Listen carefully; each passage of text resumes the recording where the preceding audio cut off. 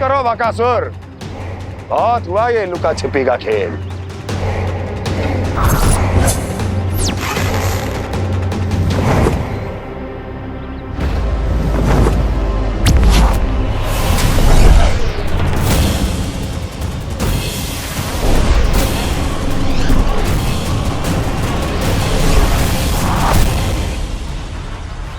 प्रणाम कंस।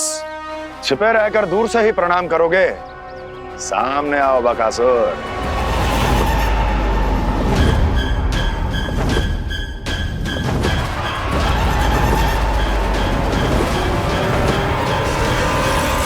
चेतावनी को प्रणाम समझने की भूल केवल तुम ही कर सकते हो कंस।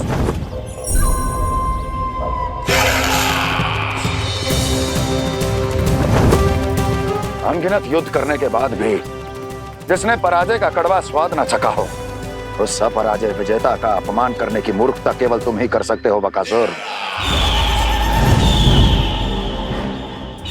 अपने दिव्य अस्त्रों से किसे भयभीत कर रहे हो कंस? उसे जिसे संपूर्ण देवता भी मिलकर परास्त नहीं कर पाए थे। समय के साथ तुम्हारी स्मरण शक्ति पर धूल लग गई है बकासुर। भूल गए हो तुम अभी कुछ ही क्षण पहले जिस दिव्य अस्त्रधारी का तुम उपहास उड़ा रहे थे, उसी ने परास्त किया था तुम्हें। उस दिन तुम्हारे प्राण देह के इस बंधन से मुक्त हो जाते यदि तुम्हारी बहन पूतना ने तुम्हारे जीवन दान के लिए विनती न की होती तो। यही स्मरण कराने के लिए बुलाया है मुझे? संधि करने के लिए बुलाया है। असंभव है ये। तुम्हारा मित्र वत्सासुर वीर गति को प्राप्त हो चुका है। जानते हो किसने की उसकी हत्या? तुम्हारे प्राणों की रक्षा करने वाली तुम्हारी बहन पूतना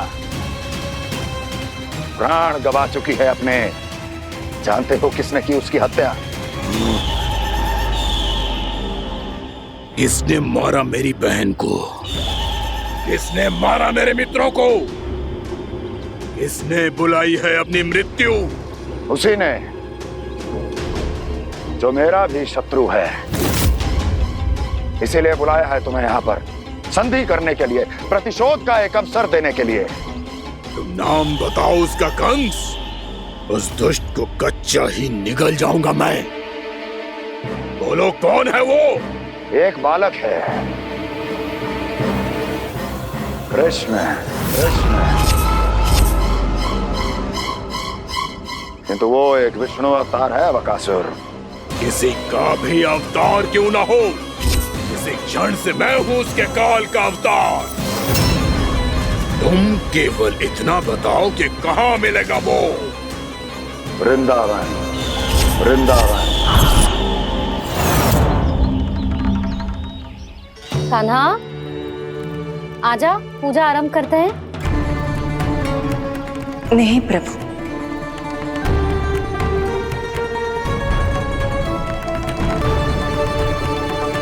क्या सोच रहे हो लल्ला? आजा।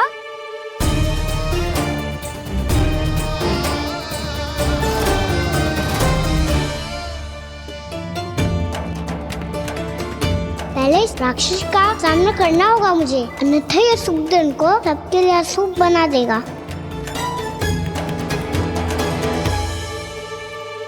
मैया, लक्ष्मण जी की पूजा से पहले सारे घर में दिए जलाकर उनका स्वागत करना चाहिए ना?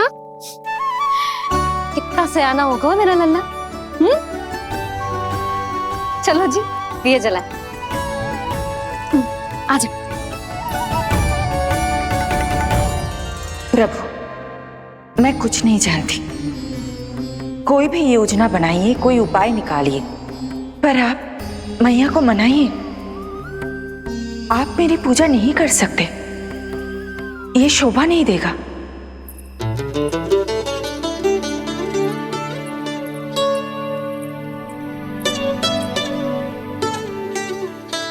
पहला दिया जलाएगो लल्ला?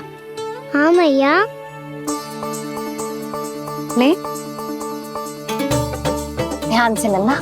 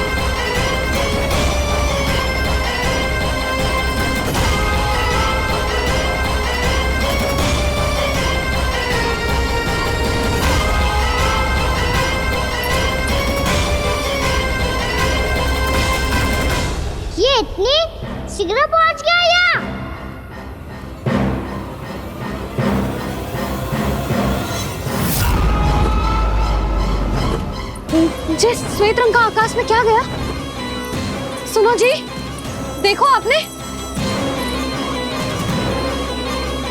जे तो अवश्य ही बहुत अशुभ संकेत है जी।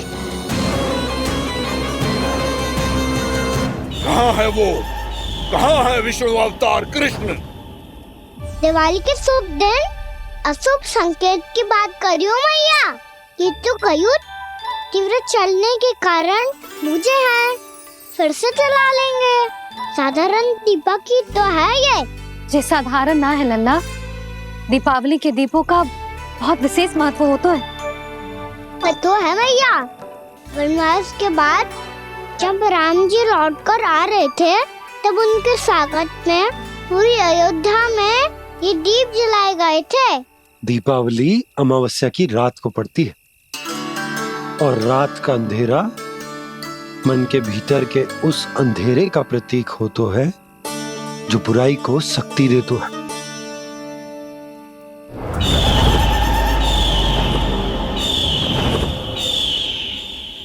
ये दीपक का तेल है ना, जे मन के विकारों का प्रतीक है, और जे बाती प्रतीक है हमारी आत्मा का। जब अमावस्या की अंधेरी रात में हम जो दीपक जलाते हैं ना, उसका अर्थ जे हो तो है, तो जे बाती अर्थात कि हमारी आत्मा भक्ति के ताप में तप कर इस तेल अर्थात हमारे मन के विकारों को जला देती और आत्मा शुद्ध होकर परमात्मा के साथ एक हो जाती और फैल जाता है दसों दिशाओं में अच्छाई, सुख, शांति और ज्ञान का प्रकाश। समझो? साधारण अर्थ में कहते हैं कि दीपावली की रात जो दीपक का प्रकाश होता है ना, वो रावण की बुराई पर राम जी की अच्छाई का, उनकी जीत का प्रतीक होता है। समझ गो मैया, सब समझ गो।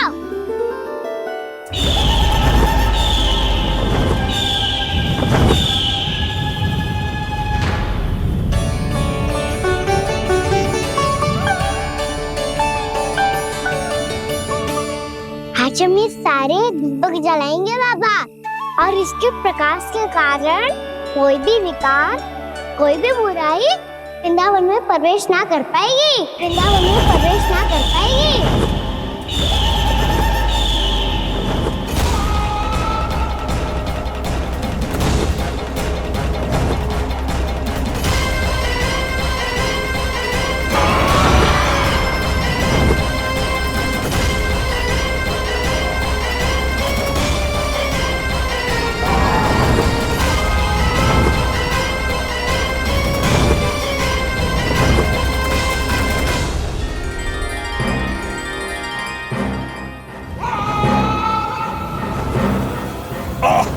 इतना तीव्र प्रकाश, इसके कारण तो कुछ देखना भी कठिन हो गया है।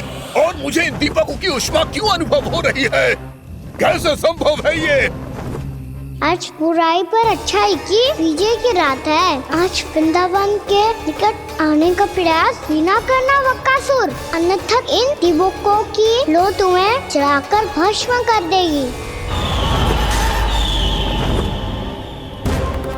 इन दीपकों की अग्नि तो सचमुच मुझे जला रही है।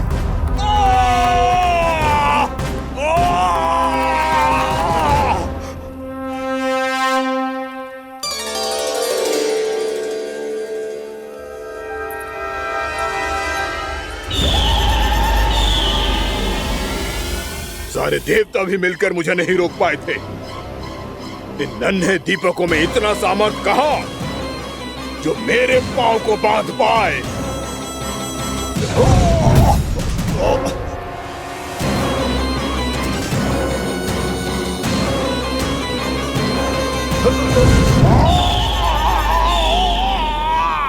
इन्हें अंधेरा मिटाने वाले साधारण दीपक समझने की भूल मत करो बकासुर। वृंदावन में जलने वाला हर दीपक उस भक्ति का प्रतीक है जिसकी लो मेरे भक्तों ने अपने हृदय में जला रखी है।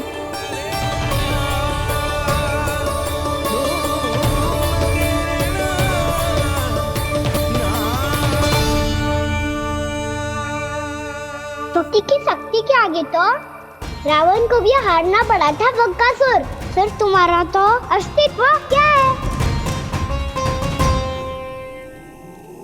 तो फिर अब मैं भी देखता हूँ ये दीपक कब तक तेरे वृंदावन को मुझसे बचाते हैं। जैसे ये सारे दीपक बुझ गए थे और चारों ओर अंधेरा छा गया था, मुझे लग रहा है अवश्य ही कोई बुरी ऊर्जा है हमारे आसपास। यशोदा, अंधेरे को भूल जाओ, चारों ओर बिखरे इस प्रकाश को देखो। जे मैया लक्ष्मी की उपस्थिति का संकेत, उनका आशीर्वाद हमारे साथ है। आप अभी तक यही हैं देवी? मैं कैसे जा सकती हूँ? यशोमती मैया मेरे दर्शन करना चाहती है। जिनकी इच्छा आप नहीं टाल सकते, उनकी इच्छा का मान मैं ना रखूं, ये तो संभव ही नहीं है। आपने मनाया है ना, स्मरण है ना आपको? मैं आपसे अपनी पूजा नहीं करवा सकती। अब तो दीपक भी जल गए, इससे पहले कि मुहूर्त निकल जाए पूजा आरंभ करते हैं। चल आजा।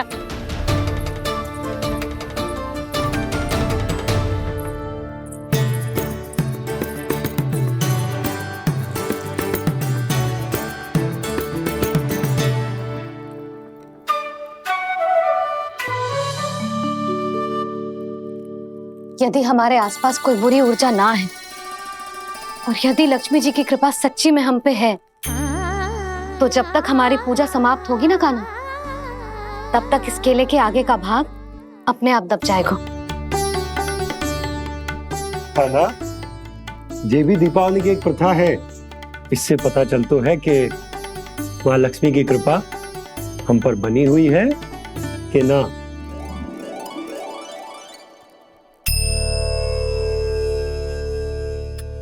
हे लक्ष्मी मैया, हम सबकी पूजा स्वीकार करो, आप हमें आशीर्वाद दो।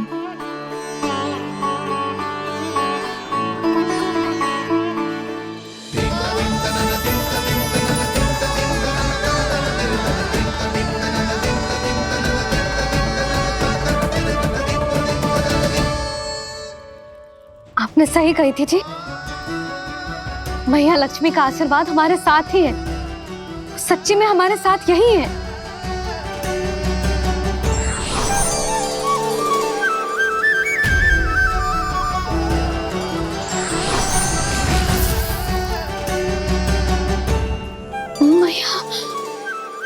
मैया लक्ष्मी ने साक्षात दर्शन दिए जी हमें। हाय यशोदा, मैया ने हमारी भक्ति स्वीकार कर ली।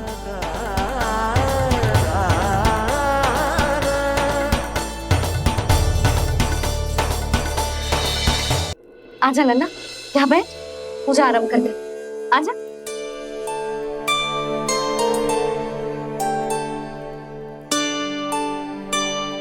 प्रभु नहीं, प्रभु क्या कर रहे हैं आप? कोई उपाय निकालिए, मैं आपसे अपनी पूजा नहीं करवा सकती। मैं मानती हूँ कि आप मानव रूप में हैं, पर फिर भी आप हैं तो मेरे स्वामी श्री नारायण के स्वरूप ही। आपसे पूजा करवाकर मैं उल्टी गंगा नहीं बहा सकती। जिन भैया की बात आप नहीं टाल पाए देवी, उनकी आज्ञा का पालन मैं ना करूं, ये कैसा संभव है?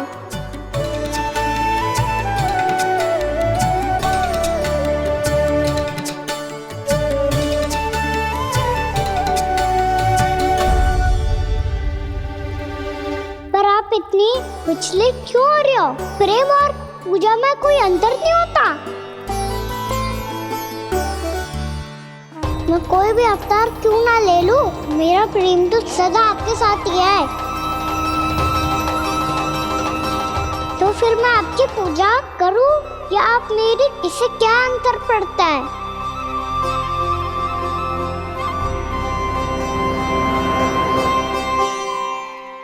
छोड़ जगत की परिपाटी और छोड़ पुरुष अभिमान, अर्धांगिनी का पूजन कर प्रभु रच रहे नया विधान।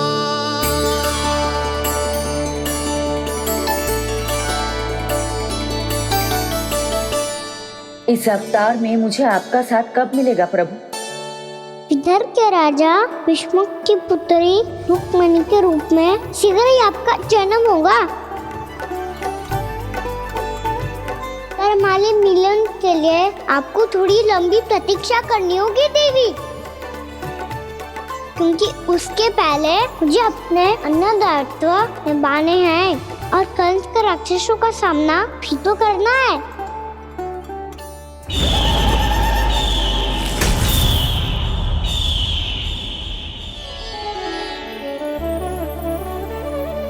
बोलो लक्ष्मी मैया की जय। सच्ची में आज बहुत ही शुभ दिन है। हाँ यशोदा, मुझे भी अब विश्वास हो गया कि अब से सुख और समृद्धि ही हमारे वृंदावन का भाग्य बनेगी।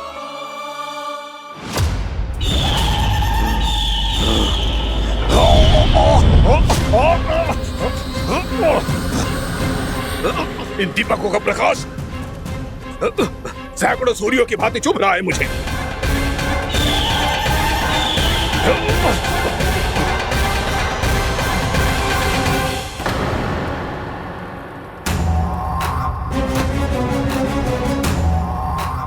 मैं भी बकासुर हूं, हार मानना तो मैंने सीखा ही नहीं।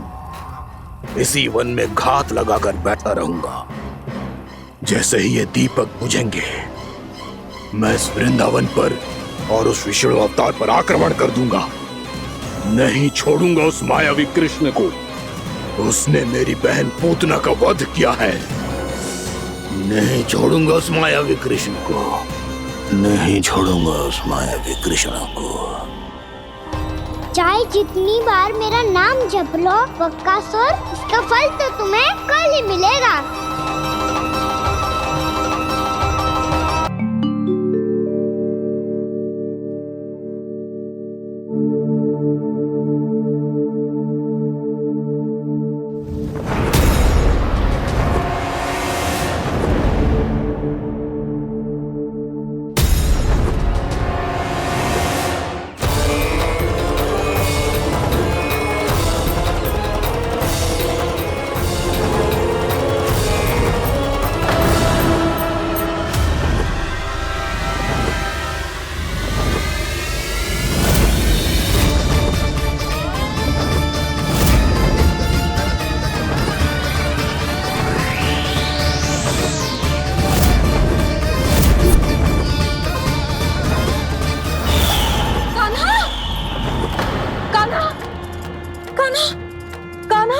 क्या हो गया यशोदा? खुद पूरा स्वप्न देखो क्या?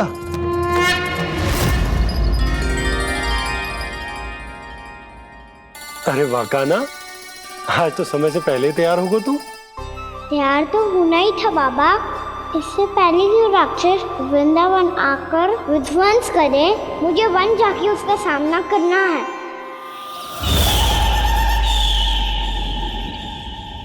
मैया शीघ्र भोजन बांधो, गौचरण के लिए विलंब हो रहा है। ना, आज कहीं ना जाएगा तुम। आज घर पे विश्राम कर।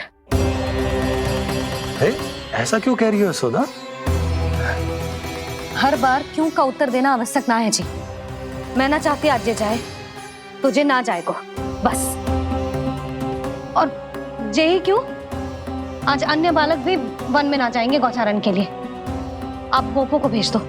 पर मैया गौचरण कराना तो मेरा दायित्व है।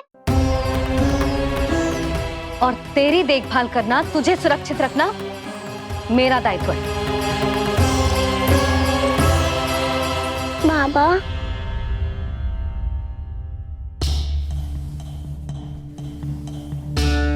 आज कछू मत बोल लल्ला। कभी कभी तेरी मैया को मना पाना मेरे बस की भी बात ना होती। आज का छू ऐसो ही दिन है। तूने देखो ना कैसे निर्णय करके बैठ गई है।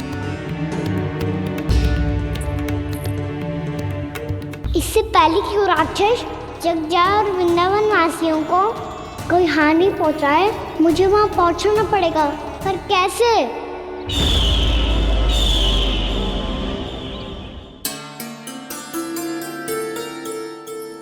मैया, जाने दो ना तो क्या कहेंगे सब। कान्हा ने दूसरे दिन ही छुट्टी ले ली। जिसे जो कहना है कहे, मेरे लिए तेरी सुरक्षा से अधिक महत्वपूर्ण और कछु ना है। देख लल्ला, ना जाने क्यों मेरा मन कह रहा है कि आज वन सुरक्षित ना है, इसीलिए हट मती कर। आज किसी भी मूल्य पे जाने ना दूंगी तुझे।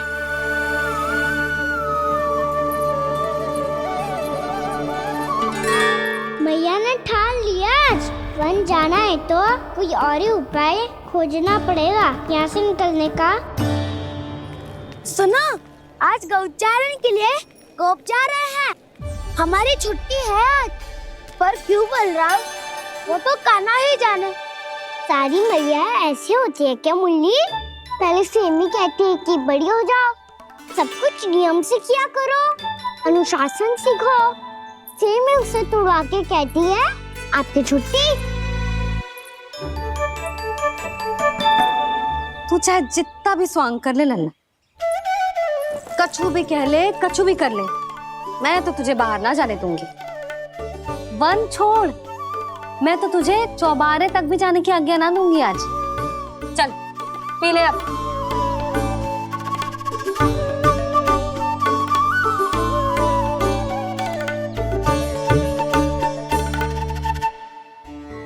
आप समझ नहीं रही हो, मैं नहीं गया तो बहुत बड़ी समस्या हो जाएगी मैया।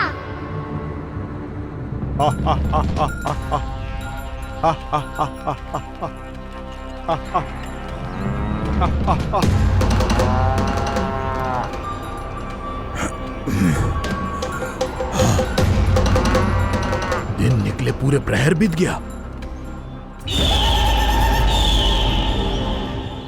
इन गोपों में तो कोई भी बालक नहीं है, परंतु कंस ने तो कहा था कृष्ण गोपालक है।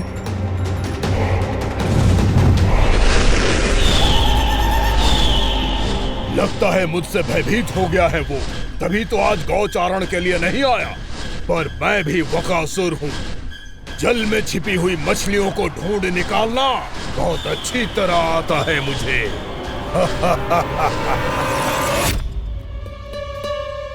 गोप और गैया संकट में है, मुझे शीघ्र ही वहाँ पहुँचने का कोई उपाय खोजना होगा। क्या सोच रहे हो? शीघ्र समाप्त कर, चल। शीघ्र समाप्त करके भी क्या करूँगा मैया? आप मुझे कहीं तो जाने ही दूंगी ना। जाके सिखाओं के साथ भी ना खेल सकता।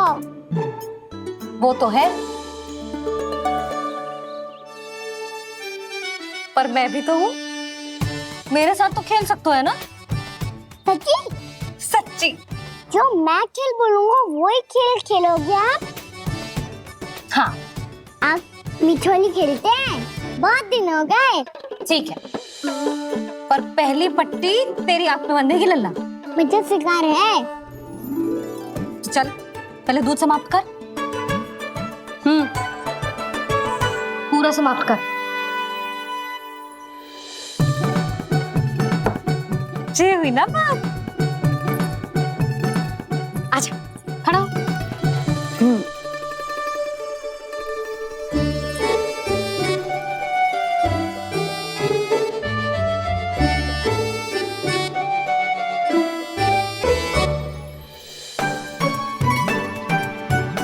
कुछ दिख तो ना रहा?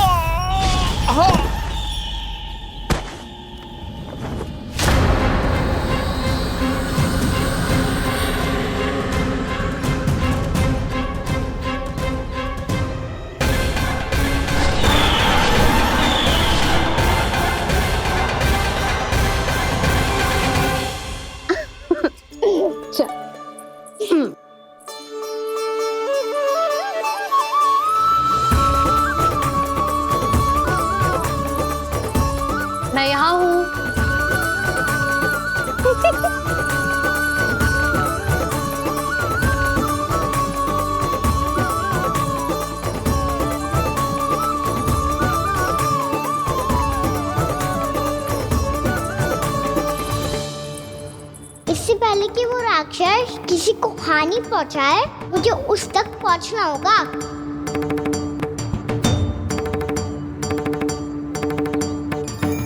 सिगरता करनी होगी मुझे।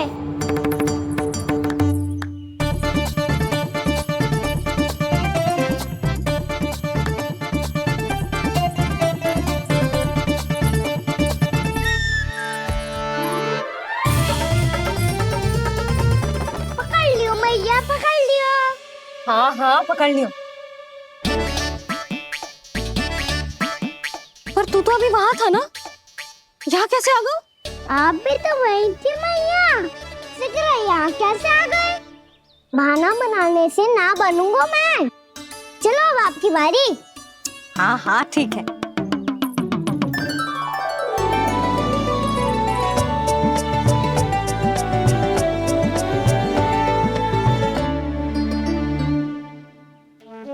क्षमा करना मैया, पर मुझे जाना पड़ेगा।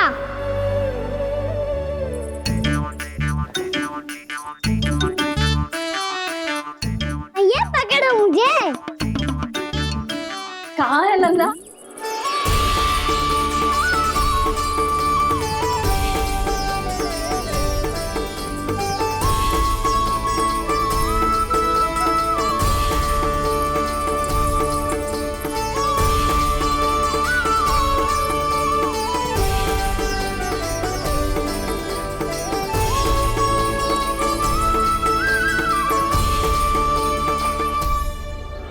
योजना सफल हो गई।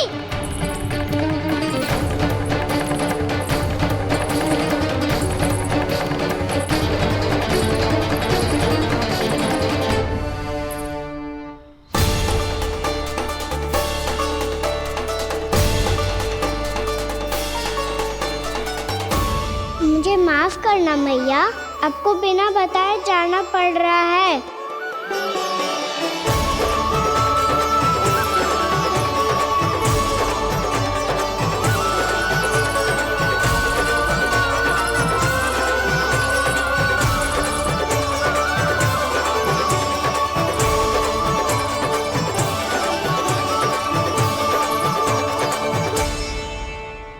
कोई खेल भी ना मिल रहा अभी तक। कहना तो अभी बता दे तो। हो तो ना सवाल, वो देख।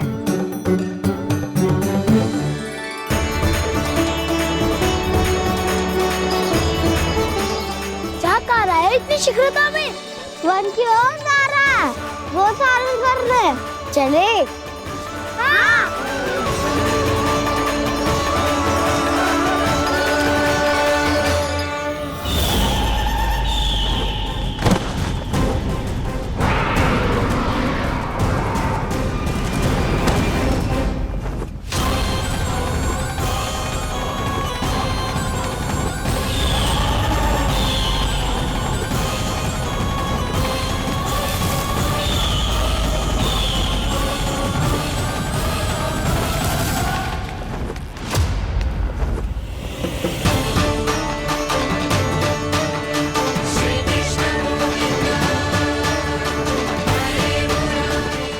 राक्षस पंछी, राक्षस पंछी।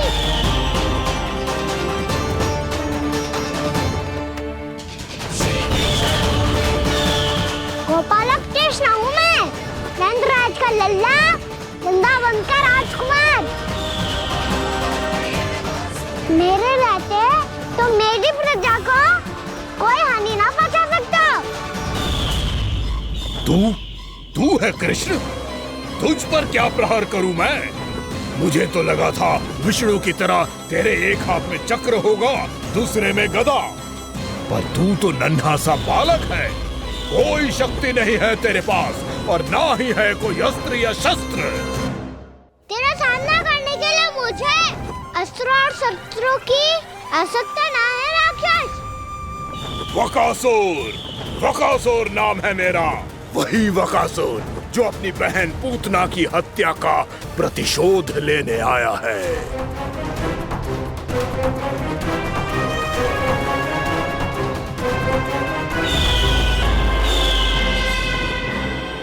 जानता है, इंद्र, अग्नि, वायु, वरुण यम या कोई भी अन्य देवता कोई मेरे समान शक्तिशाली नहीं है। और तू मुझ जैसे पर्वत के सामने एक दिन के जैसा तू करेगा मेरा सामना, तू रोकेगा मुझे। बस एक ही प्रहार में तुझे अपना आहार बना लूंगा मैं। छोटा चना बाजेगा ना। धमकियां देने से युद्ध नहीं जीते जाते बकासुर। जो कार्य हो करके दिखाओ।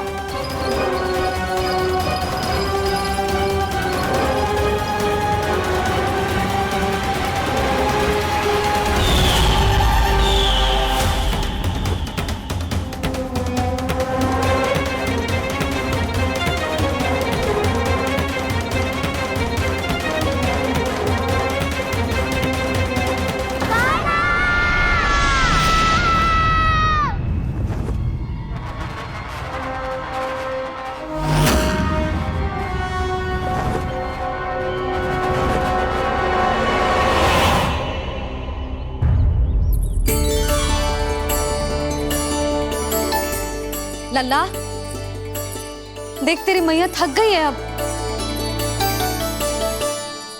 अब बस कर लल्ला, ताली बजा। कान्हा, अब बस कर।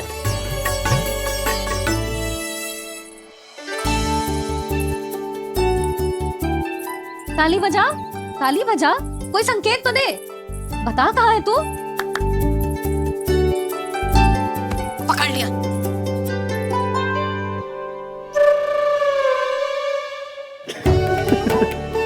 आप भी ना बड़े हो गए हो, पर बचपना ना गया आपका ना।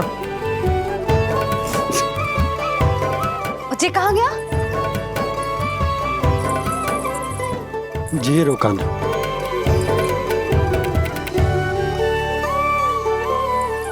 फिर से मेरे साथ छल करके भाग गए, और गए हो कहाँ?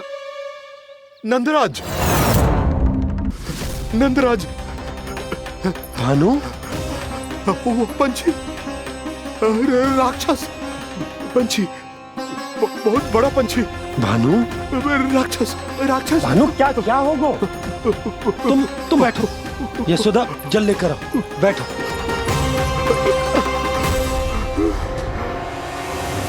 यदि आपको भूख लगी है तो मुझे खा लो, पर मेरे सखाओं को छोड़ दो पंछी जी। आप मुझे ही खा लो, लेकिन कान्हा को छोड़ दो।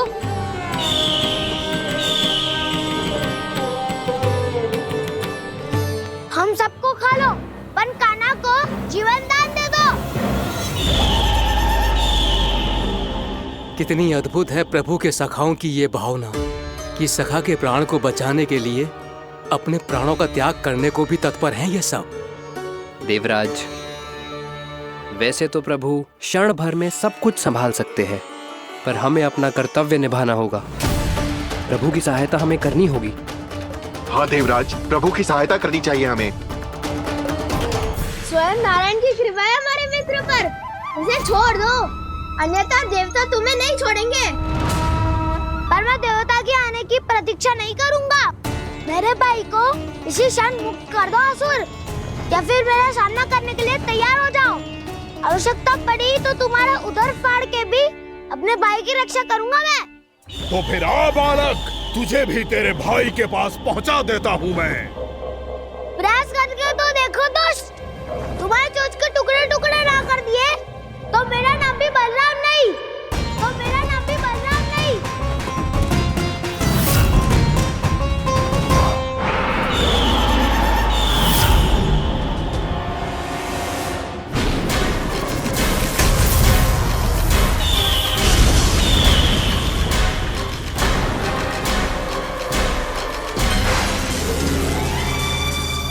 तेरी प्रार्थना स्वीकार हो गई मधु। हमारे कान्हा की रक्षा करने स्वयं देवता आ गए।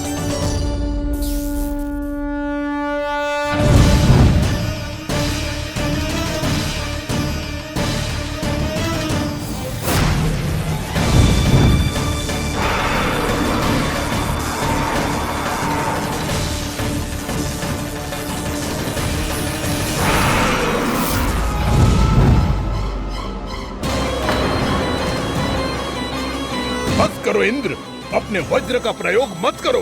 तुम्हारे प्रहार से मुझे गुदगुदी हो रही है।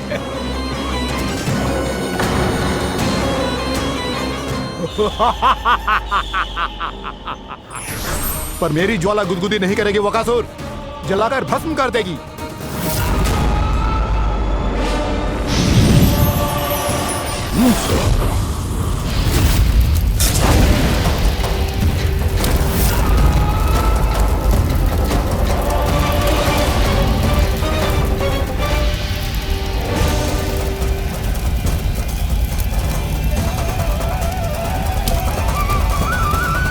क्या बहुत बड़ो? बहुत बड़ो पंछी। पंछी? बहुत बड़ो पंछी। पंछी ना है वो राक्षस कान्हा को निगल गया।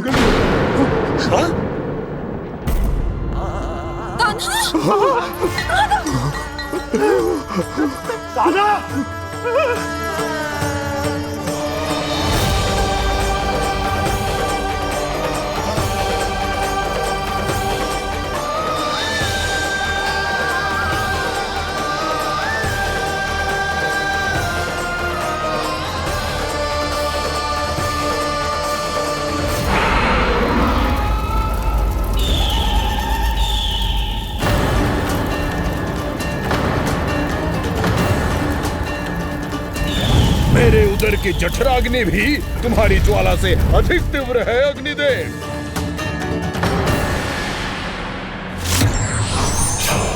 अब यम का पाश ही दंड देगा इसे।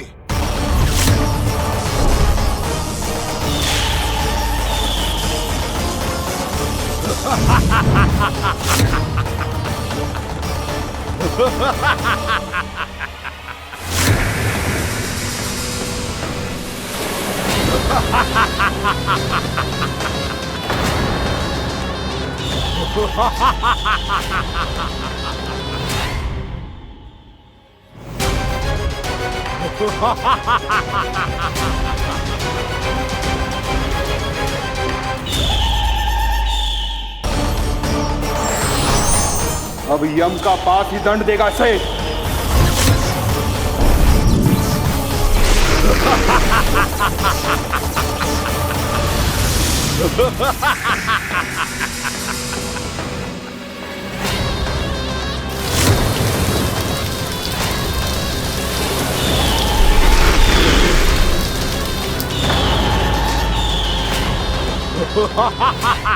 तूने जल की धार को भले ही काट दिया हो दुष्ट, पर हिम में धार नहीं होती।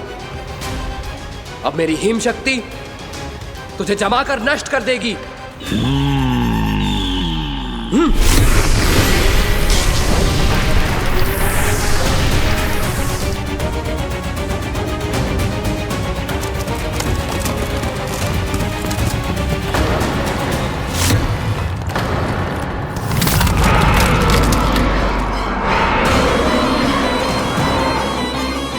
चंद्र, वरुण, यम, अग्नि, इंद्र, तुम में से कोई भी इस योग्य नहीं है कि मुझे पराजित कर पाए और इस विष्णु अवतार की रक्षा कर पाए।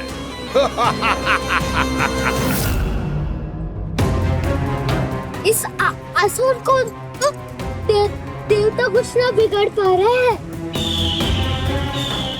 अब क्या होगा खाना का? बकासुर, मैं अपनी किरणों की ताप से तुझे छलनी छलनी कर दूंगा।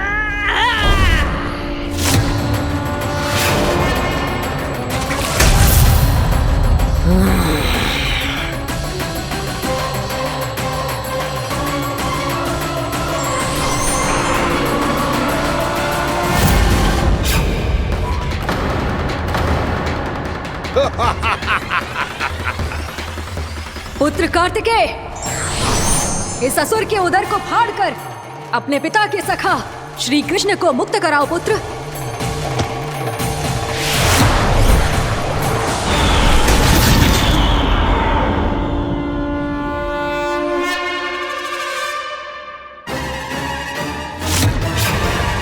मैंने कहा था तुम में से कोई भी मेरा बाल भी बांका नहीं कर पाएगा। तुम देवताओं का तो सामर्थ्य ही क्या, स्वयं देवों के देव महादेव भी मेरा कुछ नहीं बिगाड़ पाएंगे। कृष्ण को अपने उदर में ही पचा जाऊंगा मैं।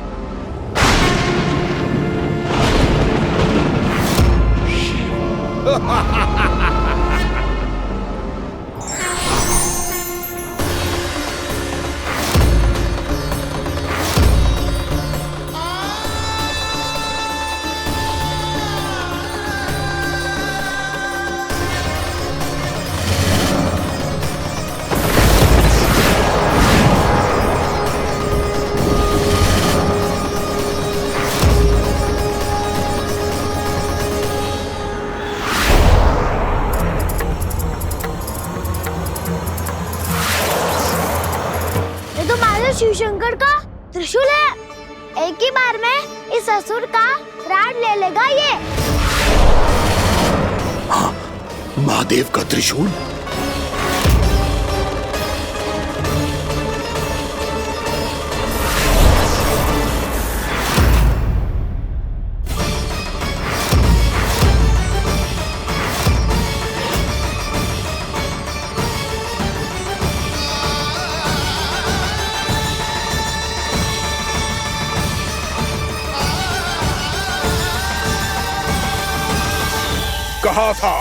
कहा था मैंने, स्वयं महादेव भी मेरा कुछ नहीं बिगाड़ सकते। अजय हूं मैं, अजय।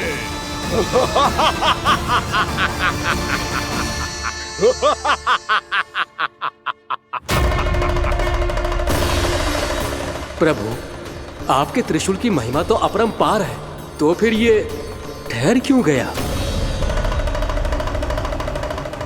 आपने अपने त्रिशूल को वापस क्यों ले लिया महादेव? इस दुष्ट का संहार क्यों नहीं किया? क्योंकि इसकी मृत्यु मेरे हाथों नहीं, मेरे सखा नारायण के अवतार श्री कृष्ण के हाथों ही होगी, और यही विधि का विधान है। पर पिताजी, श्री कृष्ण तो इस असुर के उदर में फंसे हुए हैं, हम उन्हें मुक्त कैसे कराएंगे? ये उन्हें स्वयं ही मुक्त करेगा पुत्र। श्री कृष्ण अपने अपमान से क्रोधित नहीं होते, पर अपने भक्तों का अपमान वो क्षण भर भी सहन नहीं कर पाते। वकासुर यही भूल कर रहा है, हम सबका निरंतर अपमान करके वो उन्हें क्रोध दिला रहा है। वो ये नहीं जानता कि शीघ्र ही उन्हें अपने उदर में रख पाना उसके लिए असंभव हो जाएगा।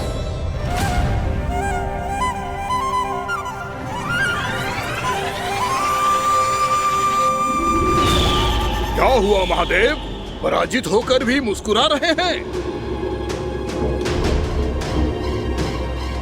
पर अब तो महादेव कहलाने के भी योग्य नहीं रहे आप। असफल देवताओं की इस अयोग्य सेना को लेकर चले जाइए यहाँ से। ना ये मेरा सामना कर सकते हैं और ना ही आप। मेरी शक्ति के सामने आप अक्षम हैं महादेव।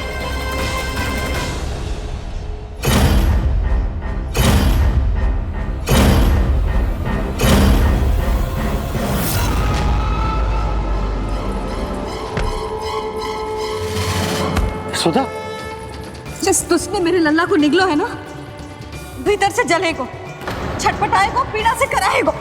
जिस दुष्ट ने मेरे लल्ला को निगलो है ना, भीतर से जलेगो, छटपटाएगो, पीड़ा से कराएगो। ये क्या हो रहा है मुझे?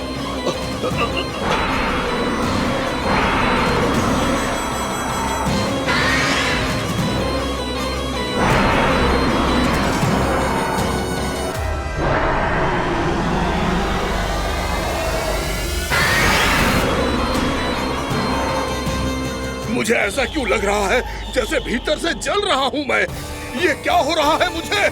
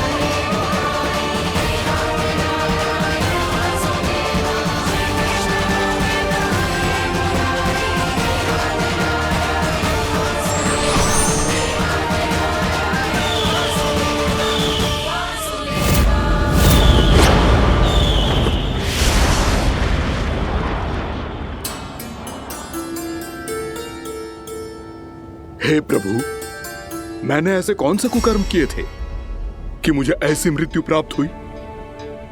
और ऐसे कौन से सुकर्म किए थे कि आपके हाथों से मुझे मोक्ष प्राप्त हुआ है प्रभु? में स्मरण करो, हे गिरीश की पुत्र बकासुर। स्मरण करो, कैसे अपने पिता की तरह अभिमान से भरे हुए थे तुम। स्मरण करो, कैसे हमें पराजित करने के लिए पूरी सृष्टि को संकट में डाल दिया था तुमने, और हमें विवश होकर पराजय स्वीकार करनी पड़ी थी। स्मरण करो, कैसे तुमने देवराज इंद्र का छत्र चुरा लिया था। पर यह सब भी पर्याप्त नहीं था बकासुर। तुम्हारे पापों का घड़ा तब भरा था जब तुमने देवी गंगा के जल में साधना करते हुए जजाली मुनि की तपस्या में व्यवधान डाला था।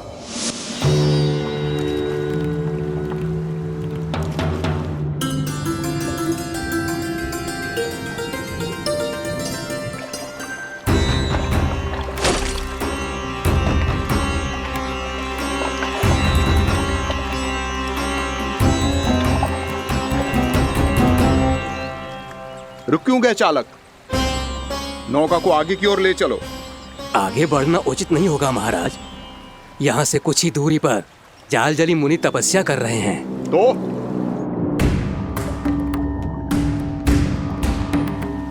मेरे मत्स्य आखेट के क्षेत्र में इसने तपस्या करने की भूल की है। मेरे ही राज्य में मेरा कोई क्षेत्र मेरे लिए वर्जित हो, यह मुझे स्वीकार नहीं है। आपने पर्याप्त मत्स्य आखेट कर लिया है महाराज। यदि तुम इन मछलियों का आहार नहीं बनना चाहते हो, चुपचाप मेरी आज्ञा मानो।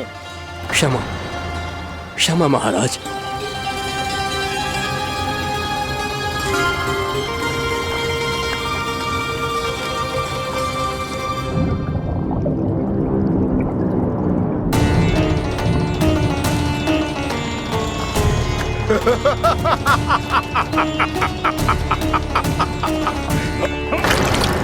मुनिवर, रक्षा कीजिए, रक्षा कीजिए मुनिवर, हमारे प्राण बचाइए मुनिवर, मुनिवर हमारे प्राण बचाइए।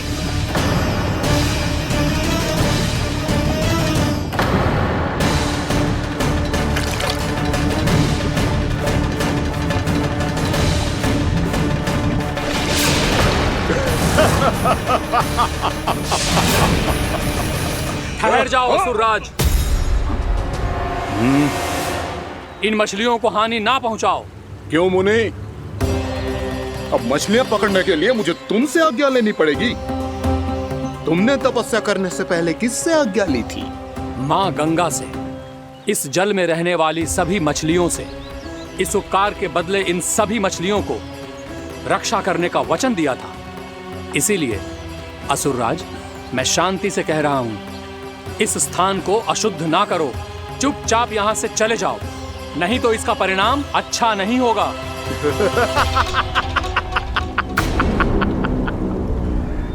तुम जिन देवताओं की तपस्या कर रहे हो ना मुनि, उन्होंने भी मेरा कुछ नहीं बिगाड़ पाया था, और तुम मुझे धमकी देने का दुस्साहस कर रहे हो।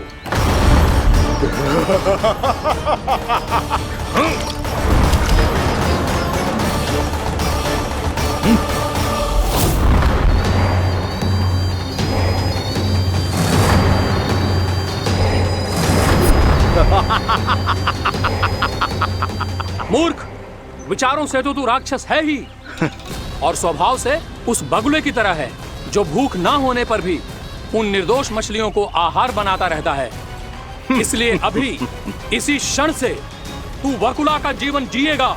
ये मेरा श्राप है, ये मेरा श्राप है।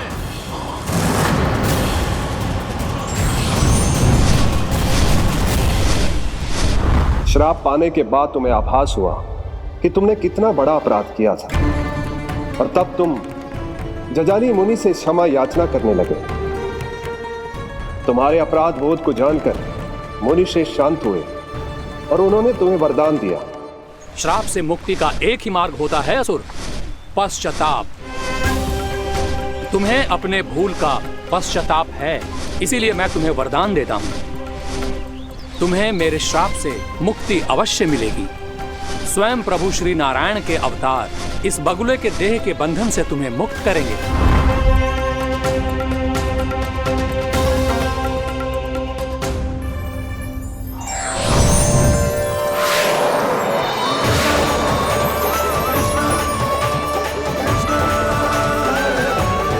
प्रणाम स्वीकार करें प्रभु।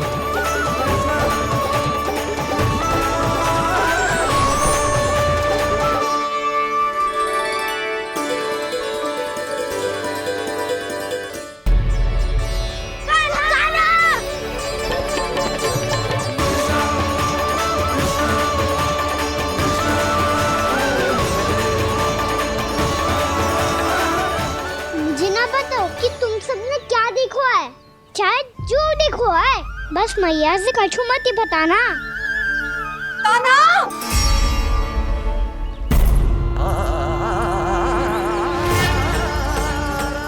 कान्हा! मेरा लल्ला!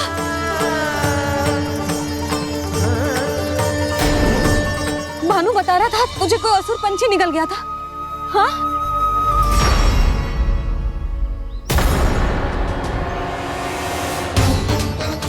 हे नारायण, ये क्या है?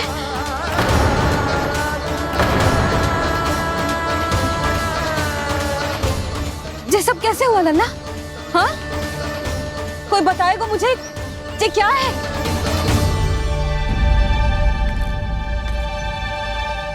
श्रीधामा, मधुमंगल, चिची को सब कुछ बता दो। ये असुर पक्षी मुझे निगलने वाला था रानी भाभी, तभी अंतिम क्षण में कान्हा ने आके मुझे बचा लियो। और ये असुर पक्षी ने कही कि यह है वृंदावन का राजकुमार, नंदराज का लल्ला।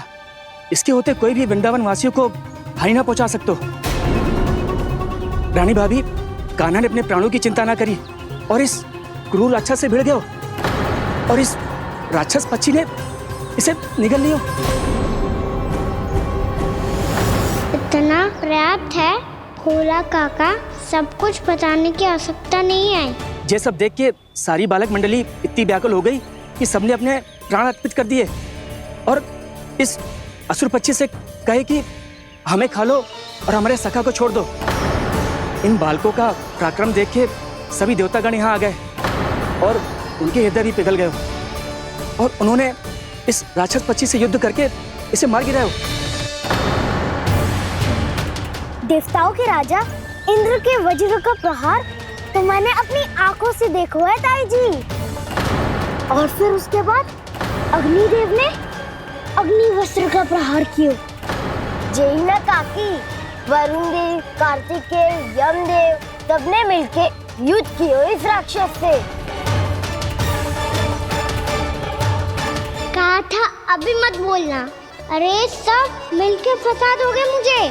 जय माँ भद्रकाली, हमारे शिव शंकर भी आए थे छोटी माँ। जाओ आप भी। बाबा साईता,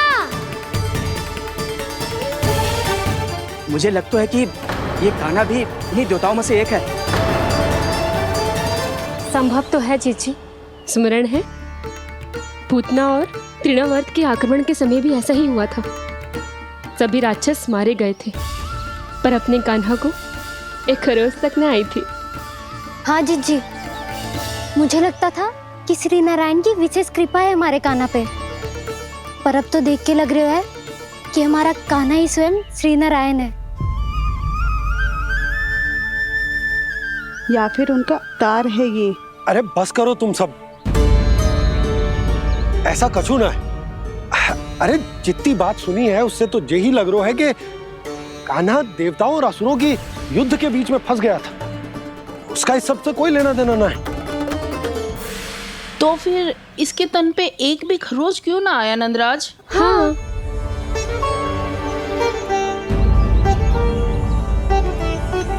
है काकी, खरच तो है। दिखा लल्ला। भैया बात पीड़ा आ रही है, कुछ करो ना। चिकोपिया भी ना अति करती है। श्री नारायण का अवतार हो तो इतनी तनिक सी खरोच पे ऐसे रो तो क्या? बस बहुत होगा।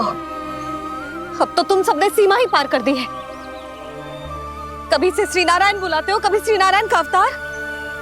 तनिक कछु हो ना जाता है कि तुम सब कहानियां बुनने लगती हो। जे बस साधारण सा बालक है, मेरा लल्ला है जे, इसे भगवान मत ही बनाओ।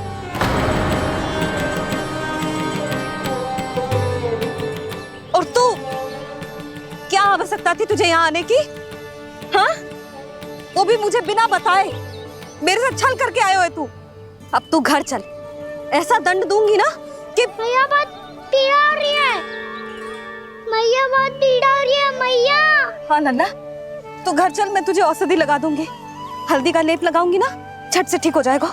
चल चल।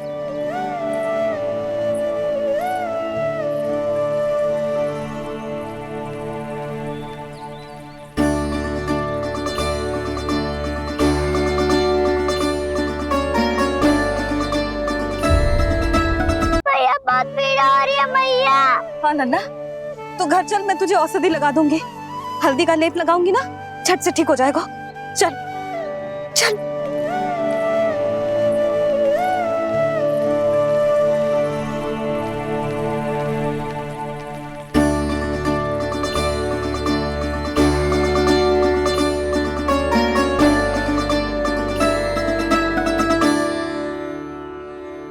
बस लल्ला बस, रो मत। चल चल चल, आजा। अभी औषधि लगाऊंगी ना, तेरी सारी पीड़ा लुप्त हो जाएगी। आजा आजा, बैठ जा लल्ला। अभी आई मैं। हाँ,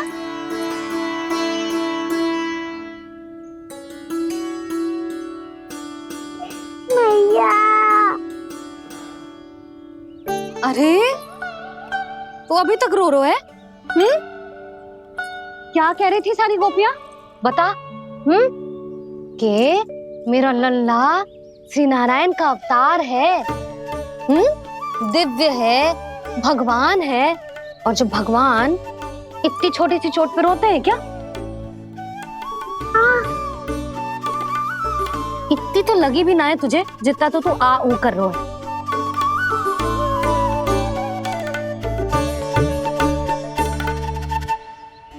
आओ ना, करूंगो। आप ऐसा दुलार थोड़ी करोगी। ओहो, वृंदावन का गौ पालक जो इतनी छोटी सी चोट पे रोता है ना?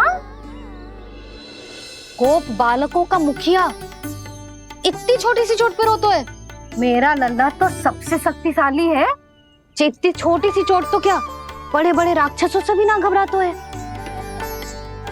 हाँ, एक बार में सबको समाप्त कर देता है कि ना? हाँ मैया, यदि कोई राक्षस वृंदावन की ओर टेढ़ी दृष्टि करके आएगा, तो सबसे पहले कान्हा को सुरक्षा में खड़ा पाएगा। फिर चाहे जो पाल बन के आए या बगुला बन के।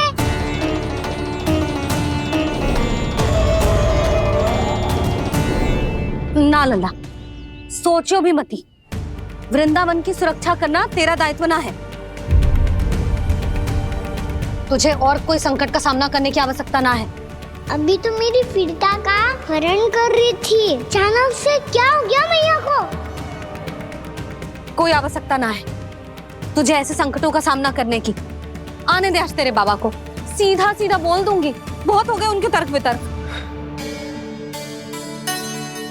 मेरा फूल सा लल्ला वन में अकेले गौचारण के लिए ना जाएगो। आज बगुले ने निकल लियो, कल कछु और हो जाए तो? नारायण ना करे, कहीं कछु ऊंच नीच तुझे कछु हो जाए तो? मैं तो जीते जी मर जाऊंगी।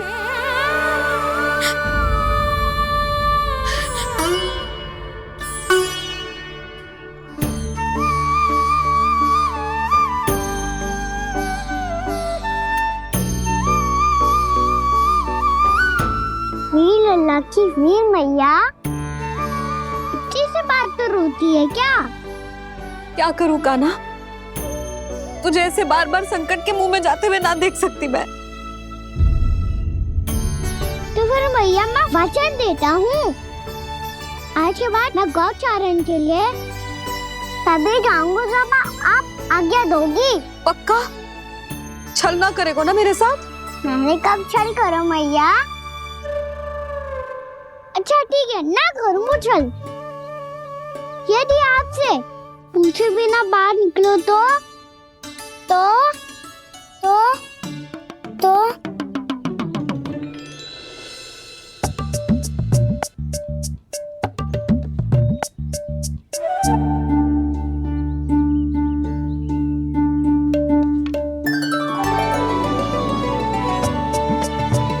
ये रही आपकी छड़ी और ये रही मेरी पीठ। ठीक देना तापर तोड़। ठीक है, जब तूने अपना दंड निर्धारित कर ही लियो है तो सोच ले, अब अगर तूने मेरी बात ना मानी तो तोड़ तोड़ छड़ी पड़ेगी, समझ आई?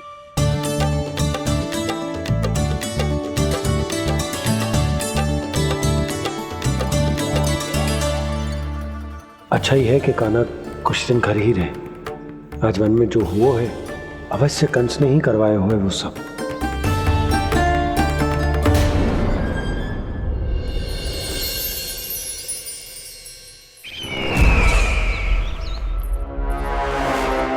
आपका ये धनुष तो सबसे अधिक शक्तिशाली था महाराज, ये कैसे टूट गया?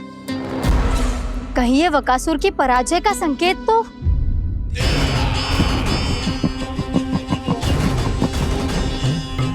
प्राप्ति, लगता है तुम्हें शुभ समाचार मिला नहीं। उस बकासुर ने उस विष्णु अवतार को जीवित ही निगल लिया है। अरे अब तक तो उस नन्हे से बालक को पचा भी चुका होगा वो। उसके तन में रक्त बनकर वो विष्णु अवतार और उसकी शक्तियां दौड़ रही होंगी। क्षमा कीजिए महाराज। क्षमा कीजिए, इस अशुभ से मुख से शुभ समाचार आने दो। माथे के बल को ढीला करो, चेहरे पर मुस्कान लाओ और कहो, महाराज, वृंदावन में मातम फैल चुका है। मैं ऐसा ही करता महाराज, यदि सूचना सत्य होती तो।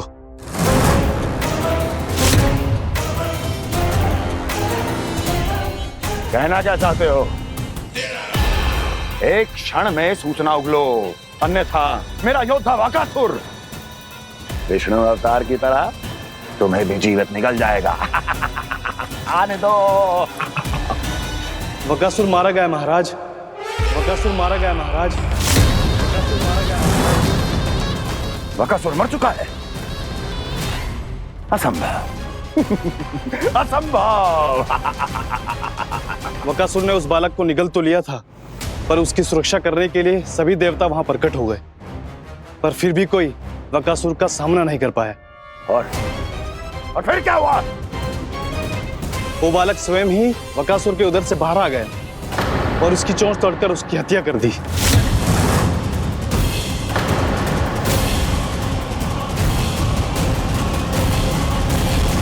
वन में बकासुर की चोंच टूट गई और यहाँ आपका ये धनुष।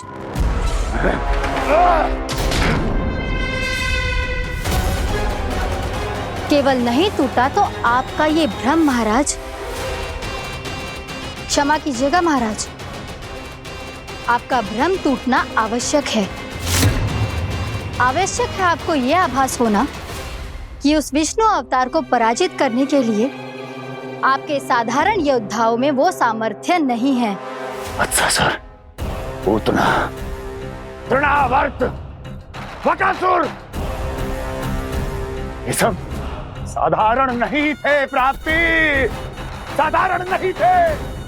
फिर तो ये और भी अधिक चिंता का विषय है महाराज, क्योंकि इसका अर्थ तो यही हुआ कि वो विष्णु अवतार कुछ अधिक ही असाधारण है और उसका सामना करने के लिए और उसे मिट्टी में मिलाने के लिए आपको एक ऐसे अस्त्र की आवश्यकता है जो उसके सामने ना झुके और ना ही टूटे।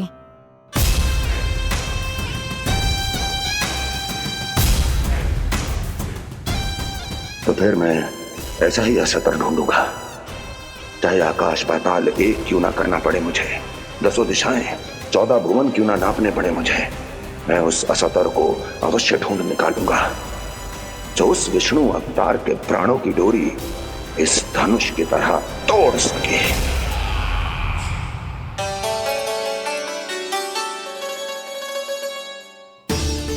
थैंक्स पापा, मैंने मैया को वचन दिया है कि जब तक नहीं चाहेंगी मैं वन नहीं जाऊंगा, इसलिए आप मुझे मारने के लिए कोई शक्तिशाली असुर ढूंढने में व्यस्त रहो। कुछ दिन तब तक मैं व्यस्त रहूंगा अपनी मैया की सेवा करने में।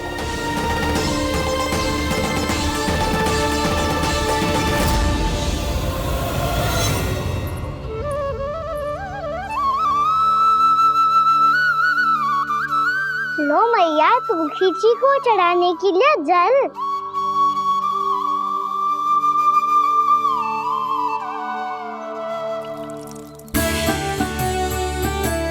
लो मैया, और आटा।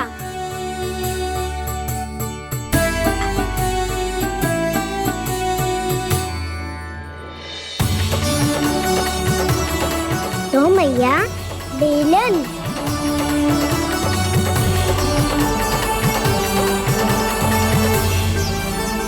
ले, तनिक खा ले। ओ मैया, भूख ना लगी है। बिना भूख के खाने से क्या लाभ? और तेरा जब पेट तो कह रहा है कि उसे भोजन चाहिए,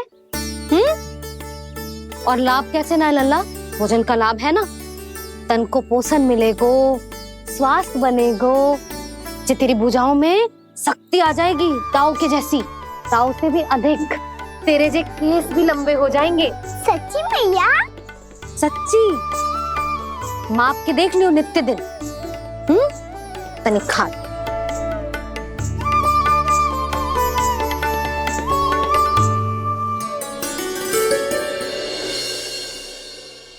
मान के मैया का कहना, छक के भोजन खाते हैं, नित्य मापते भुजा केश, पर ज्यों का त्यों ही पाते हैं।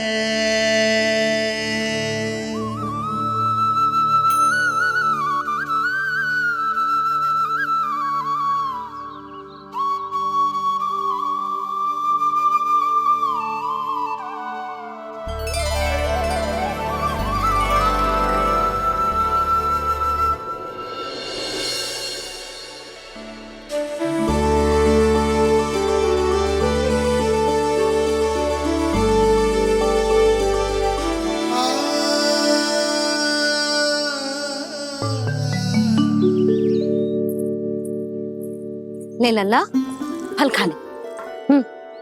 ना, मुझे ना खाने फल वल। क्यों? लंबे केस और शक्तिशाली भुजाएं ना चाहिए? व्यर्थ है ये सब। पिछले 10 दिनों से देख रहा हूँ, ना केस लंबे हुए हैं, ना भुजाएं शक्तिशाली बनी है। 10 दिन में का चुनाव होने वाला, 10 सप्ताह ऐसे खाएगो ना, तब जाके कछु बदलाव दिखेगो। समझ आई? चल अब खा ले। वैसे भी मुझे बहुत सारी तैयारियां करनी है आज। इसीलिए भैया, एकादशी के व्रत के लिए लल्ला। सुनो जी, सारी सामग्री आ गई? हाँ, तुमने जो कही थी सब ले आए हूँ।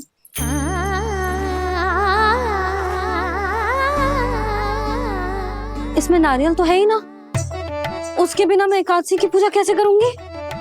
यशोदा, मैंने भोला से कह दिया, वो लेकर आते ही होगा, घबराओ मत। कैसे ना घबराओ जी, आपको पता है ना एकादशी का व्रत मेरे लिए कितना महत्वपूर्ण है। पता है।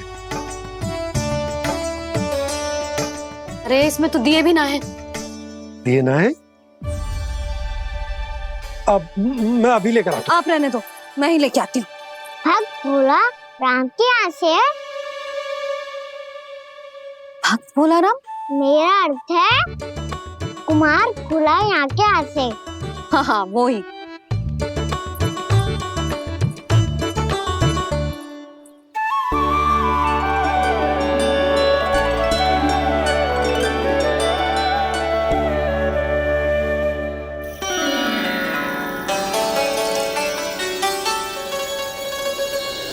श्री हरि, श्री हरि, मेरे श्री हरि।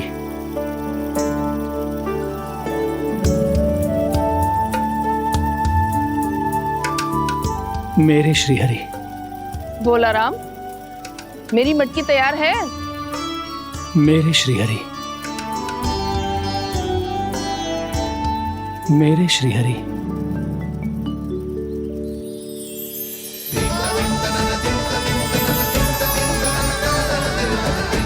भोला राम,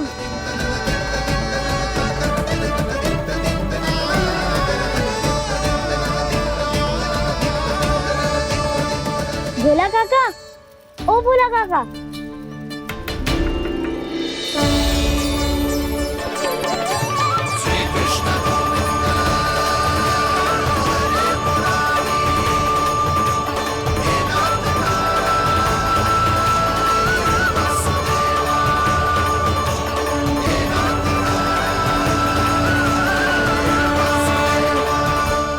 अरे श्री हरि प्रसन्न हो गए। मेरे श्री हरि आ गए, मेरे भगवान आ गए। मेरे श्री हरि आ गए, मेरे भगवान आ गए। मेरे श्री हरि आ गए, मेरे भगवान आ गए। मेरे श्री हरि आ गए, मेरे भगवान आ गए। मेरे भगवान आ गए, मेरे घर मेरे भगवान आ गए।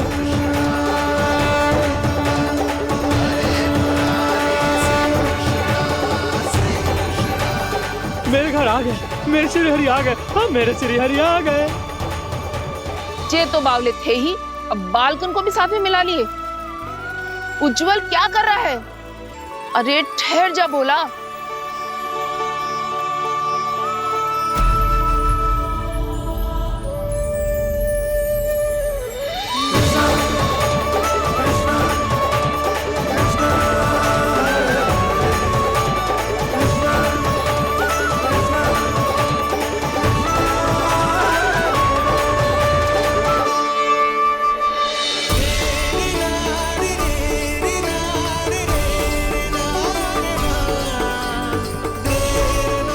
प्रेम से बुलाओ, आएंगे हरि भी।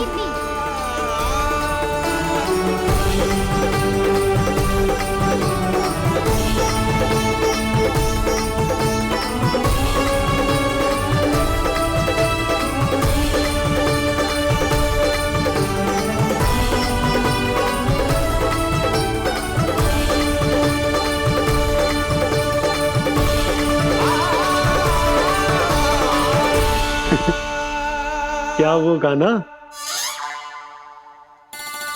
किसकी धुन में झूम रहा तू? निर्मल निशा भक्ति की धुन में।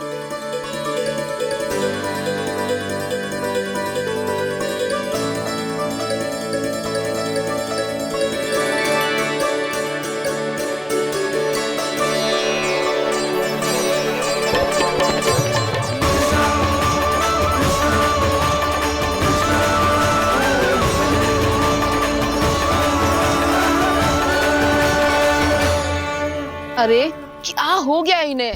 पावले हो गए हैं क्या? ठहरो, कोई आवश्यकता ना है ऐसे बावलों की तरह नाचने की।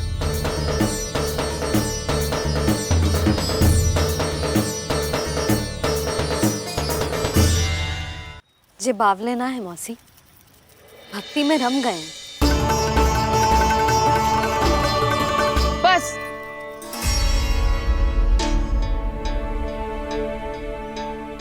हम सब कब से खड़े हैं यहाँ, पर तुम्हें कुछ ध्यान ही ना है।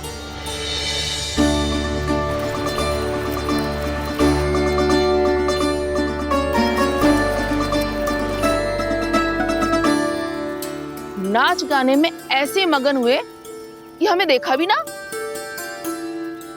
मुझे नाचते हुए देख मेरे श्री हरि को इतना आनंद आ रहा था कि मैं अपने आप को रोक नहीं सका।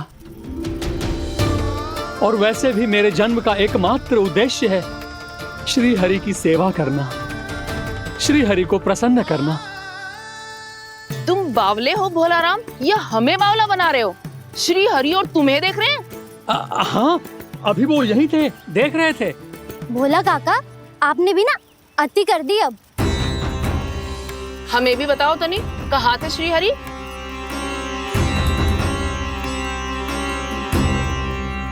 ना जाने अपना उपहास करवाने में क्या आनंद आता है इन्हें।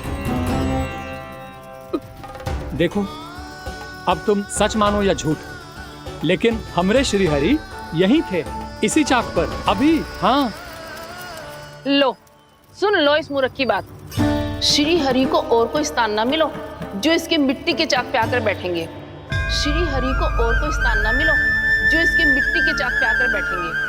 श्री हरि को और कोई स्थान ना मिलो जो इसके मिट्टी के चाक पे आकर बैठेंगे। जैसी मैया भैंसो ही लल्ला, दोनों का कुछ पता ही ना चलतो, कब किस बात पर प्रसन्न हो जाए और किस बात पर रुष्ट।